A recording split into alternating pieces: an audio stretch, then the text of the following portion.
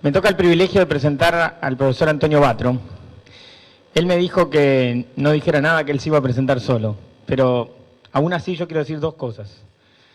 Una es que es algo así como, es esa gente que mejor no decir lo que ha hecho, sino ver todas las ideas que tiene para hacer todavía, ¿no? De todas maneras, es cierto que hay algo de la historia que correlaciona con lo que uno puede hacer, ¿no? Antonio es médico de profesión, aún así es amigo de Mariano. Pero después se doctoró en psicología con Paul Fraisse como director en París y trabajó con el mismísimo Piaget. Todas las páginas web dicen que Piaget lo invitó a trabajar con él. Y yo creo que eso como título para su presentación ya es suficiente. Yo quiero decir una cosa más. Nosotros no nos conocíamos hasta hace muy poco, ¿verdad? ¿Qué será? 3 semanas o algo así. Personalmente, yo sí lo conocía de nombre. Yo tengo que reconocer que para mí, pero creo que para Juan también, Antonio se ha convertido en esas personas que uno siempre tiene la tentación de consultar antes de tomar una decisión. Es decir, es algo así como un consejero. No siempre lo consultamos por una razón obvia, que es que uno también tiene que aprender a caminar solo en algunas cosas. Pero el saber que lo podemos consultar a uno le da como cierta garantía de las cosas. Y para mí creo que Antonio es eso, es un consejero que sabemos que está ahí y que lo podemos consultar siempre. Esperemos que sea así por muchos años. Gracias, Antonio.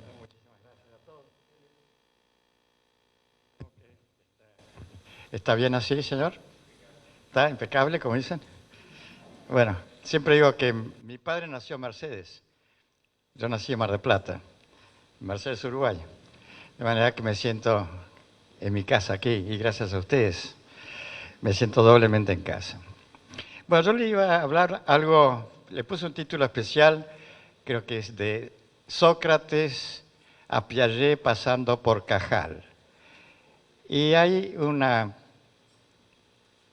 metáfora que saqué de Cajal que dice que las neuronas son las mariposas del alma. Todos ustedes que hayan leído algo de Cajal seguramente habrán visto su capacidad extraordinaria como escritor y además como dibujante. Y les recomiendo que vuelvan a leer Recuerdos de mi vida, creo que se llama. Así que sí, vamos a pasar esa metáfora.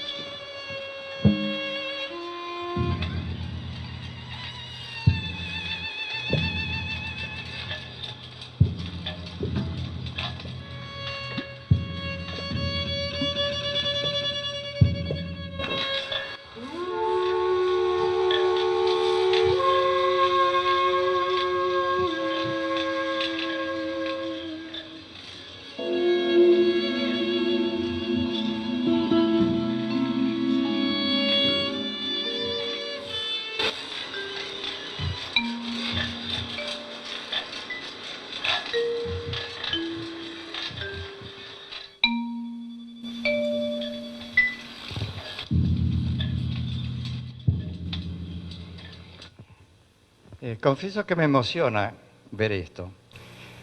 Esto es una obra realizada por una chica de 15 años, al término de sus estudios secundarios en una escuela en los Estados Unidos, en East Hampton, Long Island, donde yo pasé un tiempo como mentor de esa escuela. Lancé la idea de que las neuronas eran las mariposas del alma, entonces todo el mundo, bueno, se empezó a interesar a estudiar qué eran las mariposas, digamos, ver cosas sobre el alma, descubrieron que psique en griego quiere decir alma, pero además era una chica muy linda que lo enamoró a Cupido y después se volvió diosa. Leímos en ese colegio, se estudiaban latín también, el asno de oro, donde se cuenta esa historia. Después vieron que Cupido y esta chica se encontraron y la representación habitual es que la chica tiene alas de mariposa, la diosa. Generalmente los ángeles, los dioses, tienen alas de aves. Fíjense ustedes, Psique, tiene alas de mariposa. Bueno, yo me recibí de médico que hace tantos años que ni me acuerdo. Hice mi tesis, mi primer trabajo científico fue sobre neuronas, trabajando con las impregnaciones de Cajal, de Santiago Ramón y Cajal, que decía cosas bastante lindas sobre caminando por el vergel de la sustancia gris, descubrí aquellas figuras y colores maravillosos gracias a las coloraciones de plata y oro que le había hecho.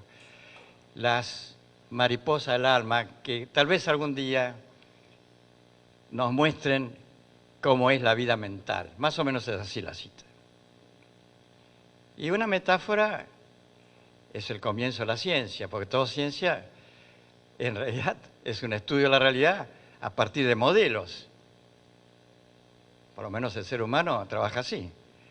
Y si ese modelo matemático, bueno, decimos que es ciencia dura. Si no tiene modelos matemáticos, bueno, está en proceso de, tal vez, no sé. Es cuestión de epistemología. Entonces, le queda flotando esta idea de que las neuronas son las mariposas del alma. Esto será una facultad de psicología y busquen un poco en griego. Psicología viene de psique, que viene de ánima, alma, y es toda una historia complicada y maravillosa de la civilización. Ahora puedo pasar al primer, voy a ver si se maneja esta tecnología. Bueno, esto es como se imaginaba Rafael Sanzio, la escuela de Atenas, es decir, todos los sabios de la antigüedad, y aquí en el centro, Aristóteles y Platón, que están representados. Platón tiene la figura de Leonardo da Vinci, dice la gente. Y este era un arquitecto amigo de Miguel Ángel Zangalo. Y Sócrates, este señor aquí, que está conversando con Alejandro Magno. Y por ahí está Ptolomeo, aquí está Arquímedes, aquí está Pitágoras. Estuve mirando hace poco tiempo esta figura, está en el Vaticano, en el palacio, en los palacios del Papa en el Vaticano, la estancia de la Signatura, y está dibujando cosas raras acá. Me acerqué una mañana que no había gente y no supe qué era, si el teorema de Tales, el de Pitágoras, todavía no lo entendí. Y acá, Pitágoras estaba acá, y acá está Diógenes. Este señor, este muchacho, parece que era una chica, que era Hipatia de Alejandría. Bueno, es una mezcla, yo no sé si le estoy sacando.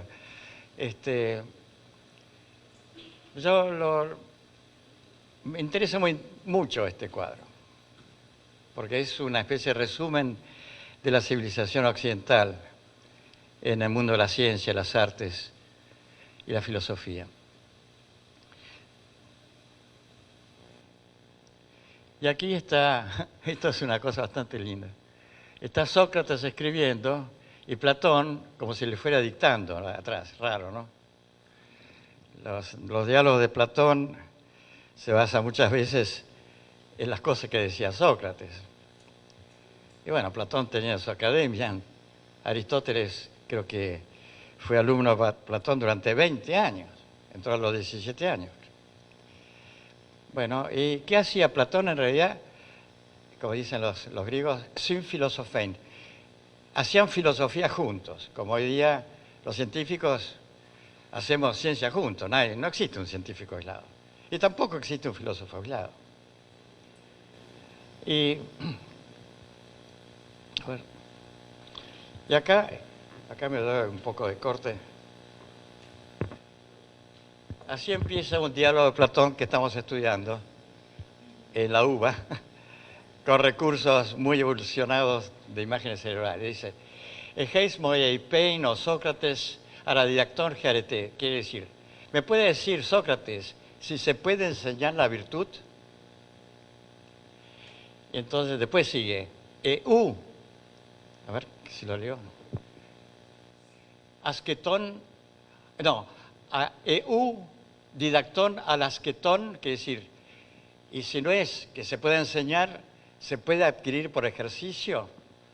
Eute asquetón, ute macetón, y si no es ni por ejercicio, ni por aprendizaje, a la physei paragignetai tois anthropoi, se aprende naturalmente, physei, naturalmente. Viene naturalmente a los hombres aprender la virtud, ser virtuosos, o por otro camino. Bueno, esto lo leo en griego, que el único diálogo que leí totalmente en griego fue este. Porque estoy trabajando hace muchos años, hace como 30 años, en esa famosa lección de geometría que tanto estudiamos ahora, gracias al equipo de Mariano y Andrea, tanta gente de la Universidad de Buenos Aires, de cómo duplicar el área de un cuadrado. Entonces, aparecen cosas rarísimas.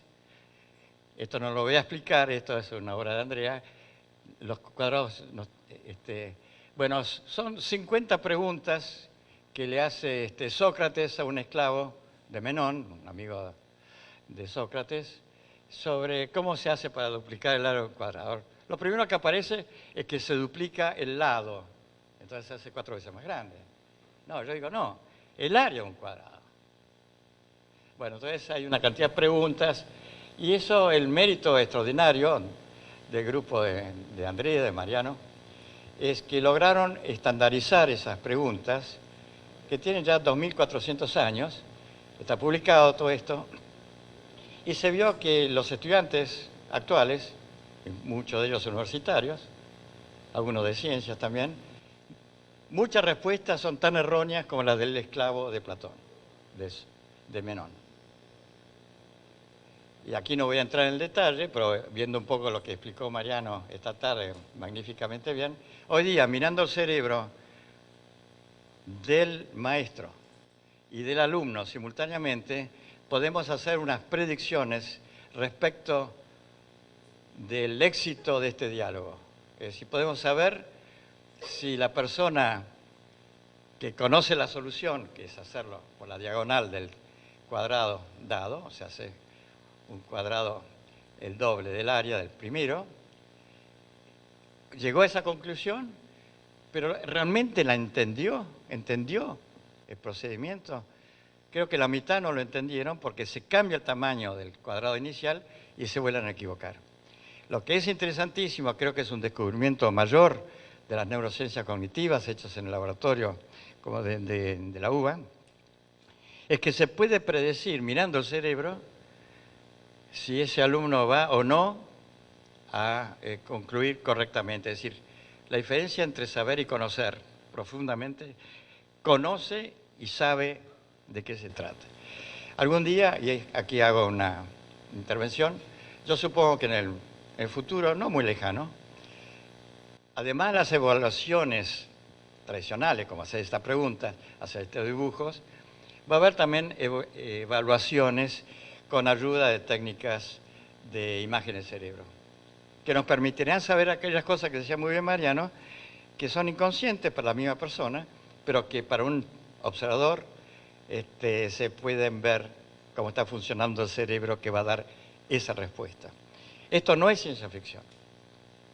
Hay que decirlo claramente, la frontera de las ciencias de la educación se junta con las fronteras de las neurociencias. Hay una convergencia, estamos todos afligidos porque tarda mucho esa convergencia, pero hace 10 años no existía nada. Le cuento una anécdota. En lo que yo estaba diciendo antes, hasta Piaget, yo tuve la suerte, en efecto, hice mi tesis de doctorado cuando me recibí de médico en Buenos Aires, obtuve la beca del gobierno de Francia, con gente muy simpática y algunos eminentes. Julio Lepar, el gran artista argentino, estaba conmigo en el barco, fuimos juntos. Y en ese momento Paul Fraisse estaba trabajando precisamente en psicología del tiempo. Yo decía, no, yo quiero estudiar la psicología de la visión. Y Piaget, eso no lo sabe mucha gente, Piaget, durante el tiempo que yo estaba trabajando en psicología de la visión, especialmente en movimientos oculares en Francia, escribió un libro importantísimo sobre el mecanismo perceptivo de los niños. Muy poco citado porque es un libro experimental estrictamente hablando, de cómo se invierte una ilusión óptica en los chicos, cómo se crean las ilusiones ópticas en los niños. Algo extraordinario que merecería ser, si alguno de ustedes se interesa por este tema, retomarlo. Es un libro que tiene más de 50 años.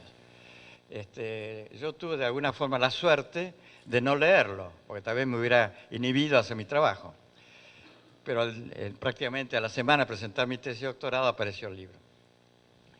Y esa cosa de la vida, Fraisse y Piaget eran muy amigos, y Fraisse le dijo que tenía un alumno argentino que había trabajado en eso, y Piaget me invitó a Ginebra.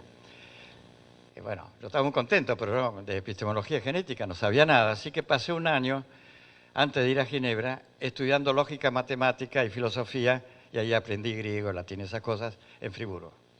Entre paréntesis, ustedes se reirán, pero los cursos de filosofía a la mañana en la universidad eran en latín. Los cursos de filosofía a la mañana eran en latín. Y los cursos, los seminarios después sobre los filósofos contemporáneos, se daban en el idioma de la persona que había escrito el texto. Kant había que hacerlo en alemán. Yo sabía poco alemán, y ese truco muy criollo, lo que hice era un estudio sobre la introducción a la crítica de la razón pura. Entonces me la aprendí de memoria, porque a esa edad uno aprende todo. Das Aleus der Erkenntnis mit der Erfahrung anfangen, se lo puedo leer. Entonces yo decía que sabía alemán, no sabía nada, pero lo sabía de memoria, entonces podía seguir, y entendía alemán, pero no lo hablaba bien. Y lo mismo pasaba con latín, y bueno, griego era fundamental. De manera que después de ese ensayo filosófico, también allí estudiamos mucho con un gran experto en historia de la lógica, el profesor Bogensky, historia de la lógica y lógica matemática y funciones recursivas, y ahí me metí de lleno en esa parte de la lógica. Pero, a ver, ahí está, ahí se lo digo mejor. Como el entomólogo a casa de mariposa vistosos matices, mi atención persigue en el vergel de la sustancia gris, célula de formas delicadas y elegantes, la misteriosa mariposa del alma, cuyo batir de alas, quién sabe si esclarecerá algún día el secreto de la vida mental. Preparando esta charla de hoy, aparece, por supuesto en internet está todo, que hay un libro que se llama La mariposa del alma, The Butterflies of the Soul, de un especialista español que acaba de aparecer hace un año en la Universidad de Oxford, dedicado al arte y la ciencia de Ramón y Cajal. Porque Ramón y Cajal, que fue uno de los más grandes genios de la neurología, de la biología, era un gran pintor y un gran dibujante. Y gracias a eso pudo hacer todo su trabajo sobre las neuronas. Bueno, y esta es una mariposa, evidentemente. La historia detrás de esa mariposa está muy interesante. Esa mariposa es la última, una obra reciente, hecha por un alumno mío, que en este momento tiene 20 años, que lo conocí cuando tenía 5 años, puesto que a los 3 años, debido a una malformación del cerebro, le extirparon enteramente el hemisferio derecho. Hicieron una hemisferectomía total del hemisferio derecho. Y en esos neuromitos que andan por ahí, dice, yo pienso con el izquierdo, dibujo con el derecho, todo eso son mentiras. Apenas alguien diga algo así, es totalmente mentira. Esta es una de las pruebas. Es un excelente pintor y no tiene cerebro derecho. Bueno, esto es un homenaje a Nico, como se llama este chico, que nos ha enseñado mucho.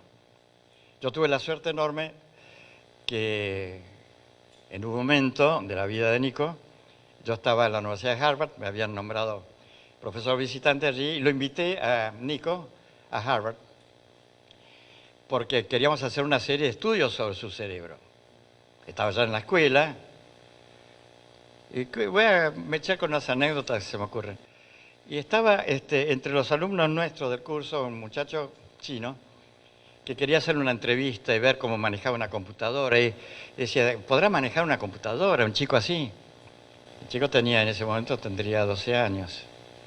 Y digo, sí, bueno, qué sé yo. Y bueno, nosotros nos quedamos hablando y este chico, Nico, le había cambiado todo el formato, le cambió todo. Se metió en su computadora como si estuviera en su casa. Un chico con medio cerebro. Entonces, ¿qué hacía yo? Era muy difícil escribir un libro sobre él. Lo escribí, después era más medio cerebro suficiente.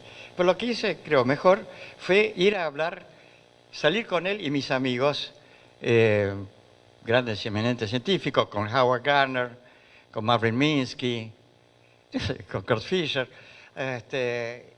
y con otros, y salimos a conversar. Y bueno, estaban todos muy asombrados que un chico con medio cerebro tuviera un comportamiento tan normal.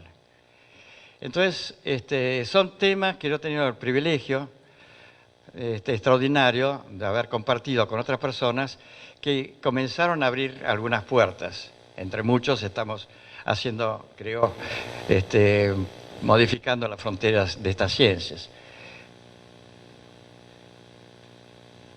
Me estoy equivocando, ¿no? Bueno, este es Howard Gardner, que fue el primero que me apoyó en estos estudios, no voy a entrar en el detalle. Sí, acá habían hablado de las múltiples inteligencias. Yo le agregué una, que es la inteligencia digital, discutimos mucho, él no cree que eso exista, pero ahora parece que está escribiendo un libro sobre algo parecido. Es decir, que evidentemente, no importa si se llama inteligencia, capacidades, y bueno, como, digamos, consecuencia de mis estudios en medicina, me interesé siempre en la educación de chicos discapacitados. Lo que está contando hoy, uno de estos chicos era totalmente acalcúlico, no podía sumar 3 más 2. Un día me invitó, consiguió trabajo en un restaurante y bueno, ¿qué puede hacer un chico acalcúlico con una lesión cerebral seria? Era el cajero, claro, porque le hicimos durante muchos años, mi hija Marina se especializó en eso, manejaba de tal forma en la computadora, la máquina hacía el cálculo y la factura. Él tenía que simplemente entrar las cargas, tantas Coca-Cola y qué sé yo. Bueno, y eso lo hacía perfectamente bien. Pero que un chico acalcúlico sea el cajero de un restaurante, que no era secundario, era un muy buen restaurante, significa eso que estamos hablando, y habló especialmente a Andrea, de la neuroplasticidad del cerebro. Eso es una cosa absolutamente extraordinaria. Y hace poco tiempo, hace un par de años, hicimos en Roma un encuentro sobre neuroplasticidad, donde precisamente intervino el profesor Posner, entre tantos otros, cuya importancia en matemáticas es evidente. Bueno, estas cosas digitales pero algo habló que me pareció muy interesante, Mariano, cuando dice que basta un bit para diferenciar realmente, en algún caso, entre una persona que está en un estado vegetativo, si está consciente o no está consciente. Tiene que decir sí o no. Bueno, se llama en matemática reticulado booleano, son las 4 posibilidades, digamos, proposicionales. A es apretar un botón, hacer una seña, y esa rayita tilde A, no A, el supremo es siempre verdadero, es A o no A. Si yo digo o pulso botón o no pulso botón, mi afirmación es siempre verdadera. En cambio abajo diga pulso botón y no pulso botón, sería totalmente contradictorio. Bueno, esta es la base de alguna forma de la informática. Lo que yo llamo la opción clic. La opción clic se puede hacer de muchas formas, no solamente apretando. Puede pensar, lo decía muy bien Mariano, si yo pienso en un partido de tenis, es sí. Y si pienso que estoy caminando, es no. Eso lo veo en el cerebro. El que más trabajó, como un amigo, muy amigo, Stanislas Dehaene, profesor en el Collège de France, director de Neurospin, para mí unos más eminentes científicos actuales en este mundo. Ahí perfectamente vio que mirando el cerebro, no voy a entrar en detalle, podía saber si una persona iba a pulsar un botón cuando se presentaban dos números diciendo cuál era mayor uno que otro, de 3 y 5, por ejemplo. No voy a entrar en detalle, pero es lo que llaman allí reverse neurology, es una neurología inversa. También lo que decía Mariano. Yo miro el cerebro y voy a predecir el comportamiento. Realmente los neurólogos, yo me recibí de médico, estudié neurología. Vamos de comportamiento y vemos a partir de eso qué es lo que le pasa en el cerebro. Pero hoy día, y este es un caso eminentísimo, ya tiene muchos años, mirando el cerebro puedo predecir, pero perfectamente bien, lo que va a suceder en un contexto experimental. Estamos muy lejos, ¿cierto?, de predecir muchas más cosas que esa, pero en algunos casos es cuestión de vida o muerte. No sé si ustedes leyeron ese libro tan lindo que se llama La escafandra y la mariposa, hablando de mariposa, de una persona que está totalmente inhibida de comunicarse, pero podía cerrar un ojo y con eso le pasaban una letra y otra y fue escribiendo un libro extraordinario que creo que dio lugar a un film. Bueno, sobre ese libro se ha escrito mucho. Esa persona murió, nunca llegó a gozar de su fama como escritor. Es un libro, un testamento, un testimonio maravilloso. Bueno, ahora estas son cosas, simplemente muestro, esta es una forma de obtener imágenes del cerebro que se llama por por infrarrojos. Esto es interesante, es una mezcla. Ahí se ve qué le pasó a este chico cuando sacaba medio cerebro. Esta es una imagen, la otra, perdón. No soy muy bueno por mi inteligencia digital es bastante limitada. Entonces, bueno, está acá, es verdad. Bueno, y ahora pasamos tal vez al meollo de todo esto. Esto fue una rápida, no sé, mirada. Bueno, Jean Piaget, por supuesto, caminando con su famoso equipo, esa valija que tendría como 1000 años, y su boina. Él andaba todavía en ese momento en bicicleta, pero después ya no se atrevía a hacerlo.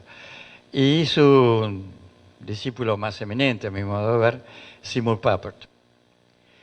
Y el discípulo de Seymour Papert, Nicolás Negroponte, que es la persona que tuvo la idea de crear el Media Lab en el MIT, y entre las muchas ideas que él hizo, fue el diseño de esta computadora, que ustedes aquí en Uruguay la conocen bien por el Plan Ceibal.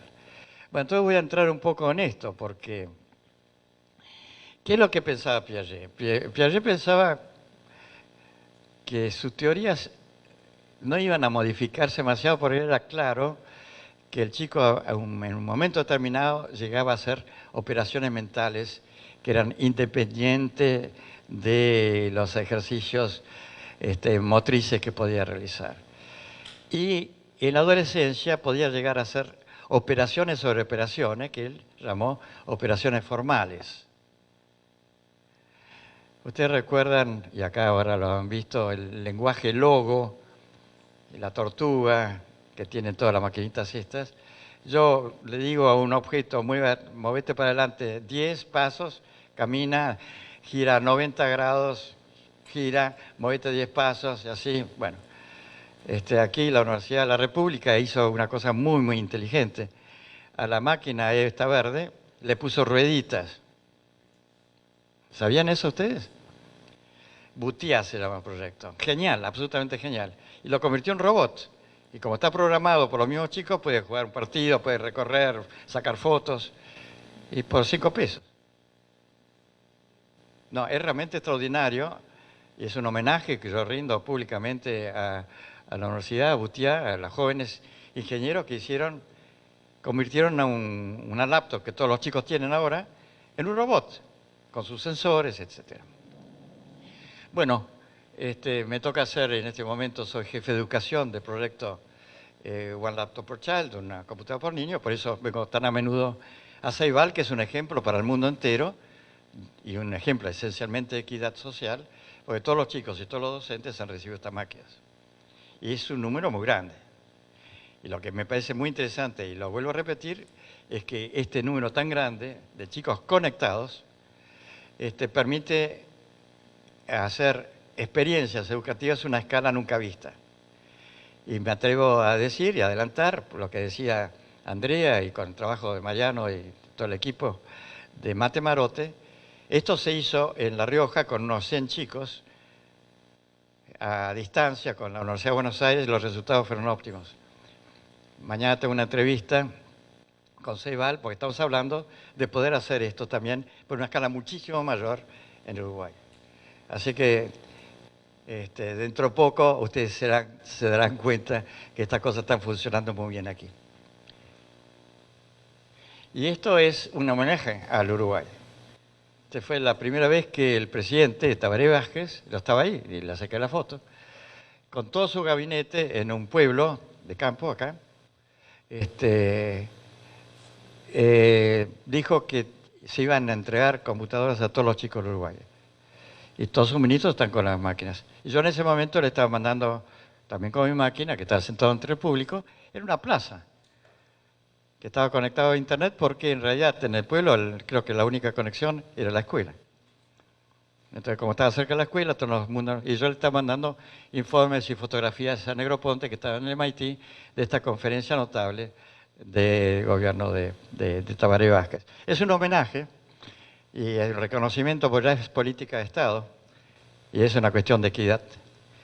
Y se está produciendo un cambio muy, muy grande que las próximas generaciones van a notar en el Uruguay y en nuestra región también. Entonces, por supuesto, Mariano también tuvo una chiquita, pero esta es mi nieta. Mi nieta Joaquina, que todavía no sabía hablar y ya usaba la computadora del abuelo, por supuesto. De manera que esa capacidad extraordinaria que tienen los chicos de la opción clic es tan clara. Entonces hay que empezar precozmente. Hay que hablar digitalés, como digo. Yo aprendo digitalés. Si lo aprendo más grande, lo hablo con acento, seguramente, como yo. Pero yo no tuve no existía computadoras. Yo me recibí de médico, ni siquiera sabía cuántos cromosomas tenía el ser humano. Ya hace 60 años. ¿Qué hacía Seymour Papert en Ginebra? En los años 60. Había una sola computadora en Ginebra. No sé si en Suiza. La única computadora científica estaba en el Centro de Estudios Nucleares, en el CERN. ¿Y quién iba a prestar una computadora, una terminal computadora que había que escribir con código? Seymour Papert se iba todos los meses a la Universidad de Londres, tenía un amigo que le prestaba una terminal de la universidad para hacer algunos ejercicios con unos chicos. Y hay que decir la verdad, Piaget nunca usó una máquina. Creo que la máquina más complicada era la bicicleta. Nunca escribió a máquina, escribía todo a mano. Y creyó profundamente lo que le dijo Seymour Papert, años 60, que todos los chicos iban a tener una computadora. Piaget murió en el año 80, cuando se pusieron las primeras máquinas en escuelas, especialmente en los Estados Unidos, gracias al esfuerzo de Seymour Papert y de la gente del Instituto Tecnológico de Massachusetts. Eso es una especie de raconto en lo que yo puedo saber, en lo que yo viví. Así que precocidad es algo fundamental. Ahora sé que también Ceibal está estudiando la posibilidad de entregar unas tablets a los niños de preescolar o jardín de infantes, porque es otra cosa. Yo digo que muchos de ustedes tienen tablets acá, es la piel y la computadora es el cerebro, pero ambos son el ectodermo, son producto del ectodermo. No existe cerebro sin piel, porque no tendría ninguna conexión con la realidad. La piel puede ser la retina también. Bueno, aquí entonces digo, es muy, muy, muy importante comenzar precozmente estos trabajos.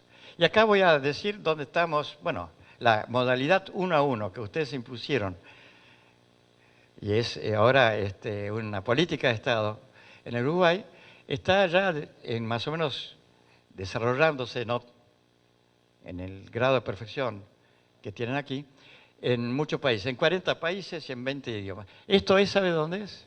Esto es en Mongolia. Cuando ministro de Educación, yo lo vi en Budapest, me dijo que se interesaba en poner esto, yo pensaba, bueno, la mitad creo que son nómades. Y bueno, fue difícil, pues se empezó a hacer esto. Esto es en algún lugar, posiblemente en Perú. Esto es una cosa muy interesante. Porque todos hablamos de software libre, pero el hardware no es nada libre.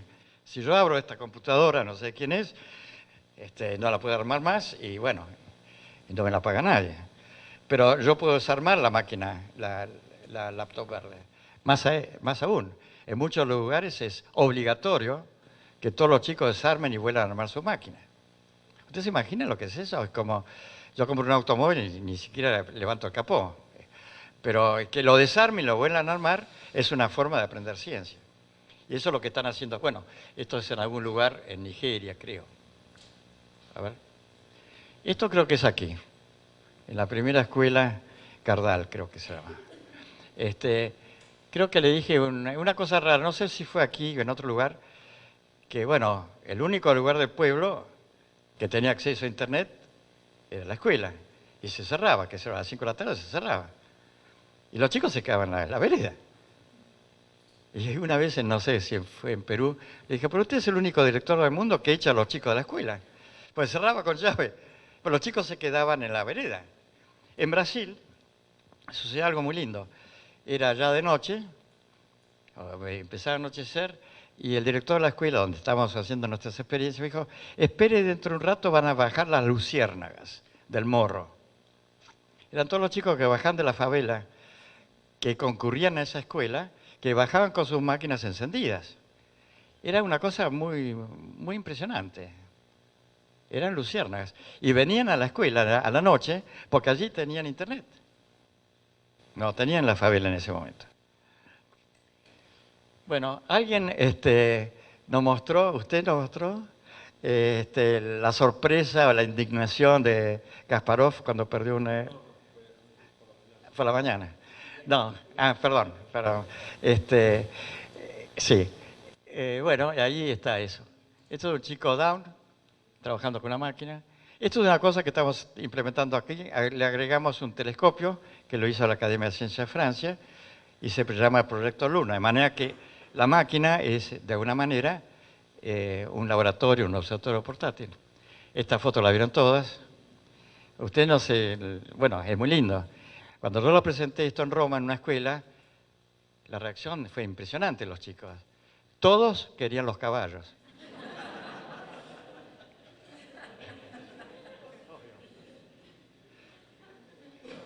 Y esto me valió un reto de Neuroponte. Dijo, pasamos tantos años estudiando la forma de llevar esta con el diseño y la chica se la pone en la cabeza. Y bueno, esto es lo que se llama la saturación. Esto es un lugar en Nicaragua, donde todos los chicos es una isla, donde son miles de chicos y ahí están cada uno con su computadora. Creo que esta es la última. Y sí, esto es mi sueño, hacer en el mundo un consorcio de todas aquellas personas que quieren estudiar el cerebro pedagógico, el cerebro que enseña. y espero que eso empiece a funcionar. Ya tenemos algunos candidatos. Creo que eso es todo. Y aquí está un profesor que enseña en la India. Yo nunca he visto un profesor que enseña el teorema de Pitágoras y todo el chico va a verlo. Pero eso sucede. Y esto, también estuve allí cuando pusimos en Nigeria. ¿Cuál es el profesor acá? Es obvio. Los chicos enseñan también. Y los psicólogos que estudiamos el aprendizaje de los chicos todavía no conocemos bien cuál es el proceso, el procedimiento que usan los chicos para enseñar. Bueno, con esta foto los dejo y muchas gracias.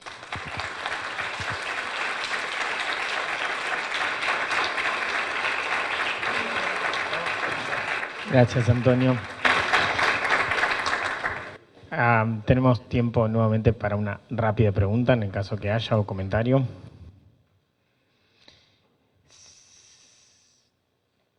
No me den la oportunidad de seguir, porque la voy a usar. Bien.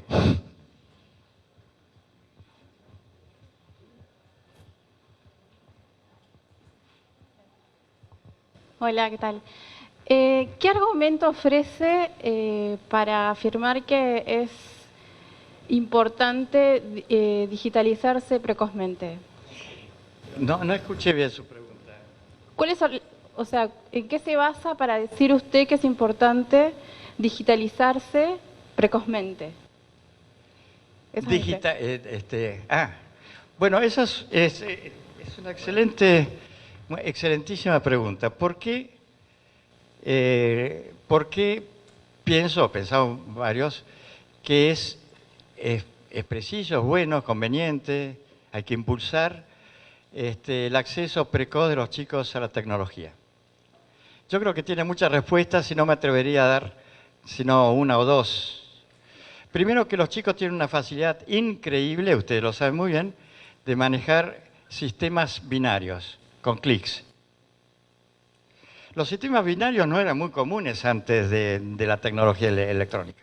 Eso es una cosa que tiene a favor. Lo segundo es que es un lenguaje que permite la comunicación directa y a distancia. Incluso entre chicos que no podrían comunicarse, por ejemplo, los chicos sordos. No se pueden comunicar a distancia por teléfono, salvo que tengan un implante coclear. Pero con el sistema de comunicación, yo muchas veces me he dado cuenta que las implementaciones que hacemos en la educación normal provienen de ideas de la educación especial. Si un chico sordo se puede comunicar a distancia, más aún lo puede hacer un chico que no es sordo. En ese caso no tiene ninguna diferencia. Y también hay un problema, me parece interesante desde el punto de vista político. En muchos lugares del mundo está prohibido la enseñanza de una segunda lengua en la escuela primaria, diciendo que las lenguas se van a confundir. Es una ignorancia total de cómo se aprenden. Los chicos pueden aprender todas las lenguas que quieran simultáneamente, razonablemente. Entonces, si yo digo que existe un lenguaje que se llama digitalés, me parece que entra dentro de las lenguas. Pero tendría que pensar todavía más. Le agradezco la pregunta. Hola, sí. Gracias, Antonio. Estoy seguro que este tema vas... Ay. Miren que nos tenemos que ir a las 7. Cortita, rápido. Buenas tardes, es un placer para mí poder asistir a su conferencia. La pregunta es la siguiente. Recién habló de estrategias educacionales, refiriéndose a chicos sordos. Sí. Las personas que nacen con deficiencia visual congénita también tienen un distinto modo de aprender. ¿Tiene usted conocimiento de alguna investigación que se esté realizando al respecto? Bueno, o sea, muchísimas investigaciones. Yo nunca he trabajado con niños ciegos, pero conozco gente que trabaja. Y ciertamente la gente que estudia neurociencia sabe que, por ejemplo, el braille se procesa en la corteza visual. En la parte de educación de los niños ciegos no les puedo dar una respuesta, no tengo una experiencia, pero le puedo dar información.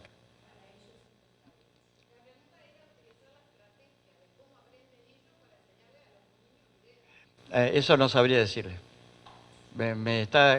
Esto me gusta porque me está dejando pensar cosas. Tenemos la oportunidad de que pienses hasta la mesa redonda, que es dentro de 15 minutos, y este tema vuelva a salir. Gracias. Gracias, Antonio. Asuntos públicos. Para conocer mejor, para saber más.